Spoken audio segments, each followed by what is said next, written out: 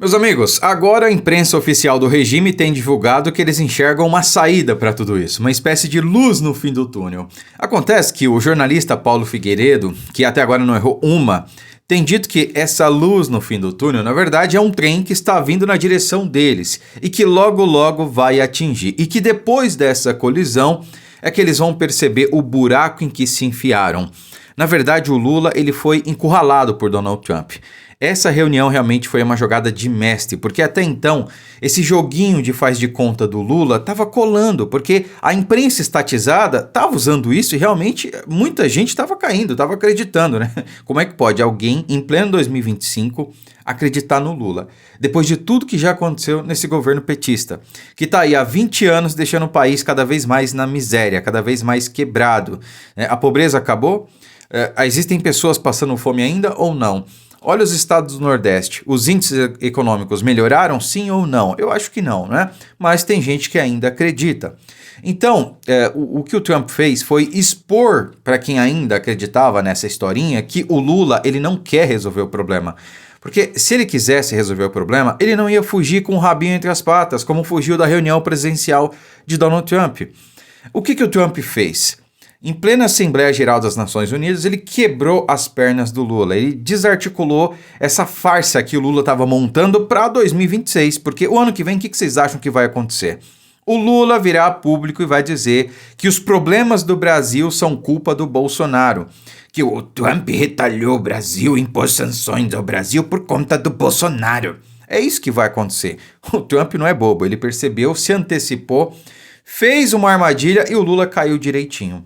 Até então a farsa do Lula era essa, a culpa é do Trump que não quer negociar. Bom, o Trump foi lá na Assembleia Geral das Nações Unidas e deixou claro, não, eu quero negociar. Eu inclusive me encontrei com Lula, achei um cara, qual foi a palavra que ele usou? Não lembro, acho que coerente, sei lá, né? Enfim, falou qualquer coisa para agradar os ouvidos do Lula, para tentar ali fazer realmente ele comparecer na reunião. E então pular com os dois pés no peito, como ele fez com o Zelensky, como ele fez com o camarada lá da África do Sul, e como ele fez com o presidente da Turquia, né? Ao vivaço assim, ó. Tete a tete o cara disse que de eleição manipulada o presidente da Turquia entende, né? Cara, foi uma vergonha sem precedentes. É claro, o PT, né, o pessoal percebeu isso aí, o Lula fugiu da reunião, mas não tem como escapar. A reunião ela vai acontecer. Seja por videoconferência, seja por telefonema, não sei, mas ela vai acontecer. E nada, absolutamente nada, para ser até redundante, vai impedir o Donald Trump de, sim, pular com os dois pés no peito, de sentido figurado, claro, do Lula. Expor tudo que está acontecendo e exigir que o Brasil volte à normalidade democrática. E por qualquer que seja o meio que essa reunião ocorrer, ela será gravada e nada nesse mundo vai impedir Donald Trump de divulgar essa reunião. O Lula sabe disso, o PT sabe disso e essa é a grande questão, esse é o checkmate que não tem como a imprensa estatizada passar pano depois dessa reunião. Não tem. O trem que tá vindo aí, né, a luz no fim do túnel que eles estão enxergando, o trem vai chegar, vai bater em cheio e não tem como eles se escaparem, não é? Olha o que o Paulo Figueiredo colocou, ó. A assessora de imprensa do regime diz que agora vislumbram uma luz e um respiro, né? Ou seja, apesar de não dizerem, estão sentindo nas trevas e asfixiados. Só queria dizer, a luz no fim do túnel é um trem vindo em suas direções. Depois da reunião, volto aqui. Ou seja, ele sabe que o ponto vai ser a reunião. A partir dali, meus amigos, a conversa vai ser totalmente diferente, né? Aqui a gente vê um post da Dani Lima, agora é Dani Lima, né? Não é mais Mortadela Lima, porque o Barroso ele participou de uma entrevista com ela e ele chamou de Dani. Cara, intimidade. Claramente a gente sabe agora que a fonte da Daniela Lima ou da Mortadela Lima lá no STF é o Barroso. É a fonte direta.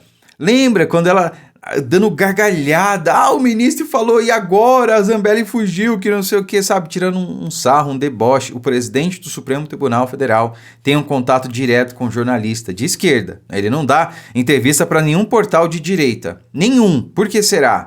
Por que será? Vencemos o bolsonarismo, né? Enfim, ela diz aqui, ó, STF vê luz e elogia Lula e retoma debate interno sobre penas a golpistas. Vê luz. Que luz é essa, meu amigo? Tá vendo demais aí, viu? Seria uma saída pro buraco em que eles mesmos se enfiaram? O Barroso chorando, dizendo que se arrepende de ter dito que venceram o bolsonarismo. Agora é tarde, cara. O sujeito sobe no palco da Uni e grita: vencemos o bolsonarismo, depois perdeu o Mané e acha que o povo vai esquecer.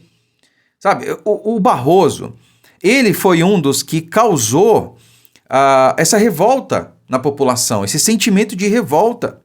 Porque você tem um ministro da Suprema Corte do país, que deveria ser imparcial, que deveria ser isento, falando para o povo que está questionando a respeito de eleição, de urnas, de procedimentos, perdeu o Mané, não amola, perdeu o Mané, claramente dizendo de que lado ele está.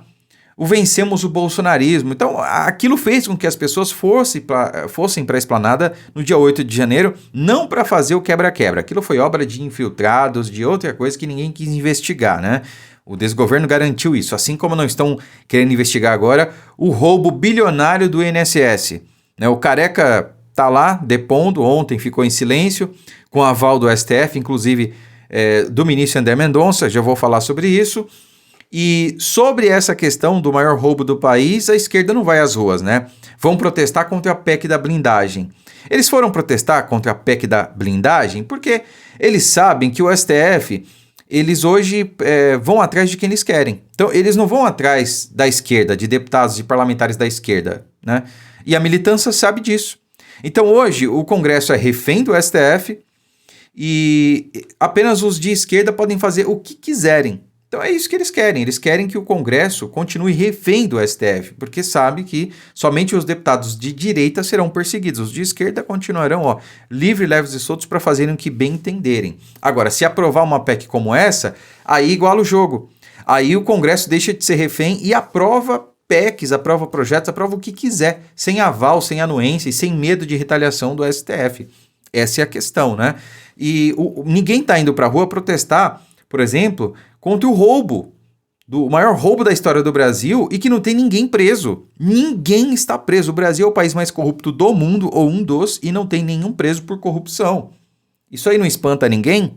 Enfim, voltando aqui ao assunto principal, o Lula, ele se enfiou no buraco que não tem como sair. Não tem como sair dessa situação. Ele está totalmente encurralado.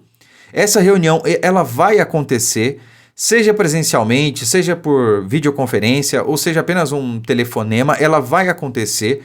O Trump vai impor as suas exigências, e só impõe exigências quem tem maior poder de fogo, e eu não me refiro só à questão militar, tá? Os Estados Unidos é o país mais poderoso do mundo porque tem, além da sua força militar, a sociedade mais consumidora, com maior capacidade de consumo do planeta. E a partir disso você pode dar as cartas, meus amigos. É isso, se você tem produtos e quer vender, quem dá as cartas não é você. Quem dá as cartas é quem tem a demanda, quem pode comprar aquele produto. Né? A oferta e demanda é a lei mais antiga do mercado. Então, os Estados Unidos sabem disso, usam todo o seu poder para influenciar, atualmente, graças a Deus, na liberdade, principalmente a de expressão, que está mais ameaçada hoje, no mundo todo. Então, vamos aguardar aí mais alguns dias essa reunião acontecer e a partir dela eu acredito que a anistia vai sair nos moldes que a gente precisa. Não é nos moldes que a gente quer, que a gente sonha, não, que a gente precisa. O país precisa ser pacificado, a gente precisa virar a página, a gente precisa seguir adiante e principalmente a gente precisa tirar os inocentes que estão lá presos. Inocentes, é bom a gente repetir essa palavra à exaustão. Cometeram atos de vandalismo, de depredação do patrimônio público. Alguns, né?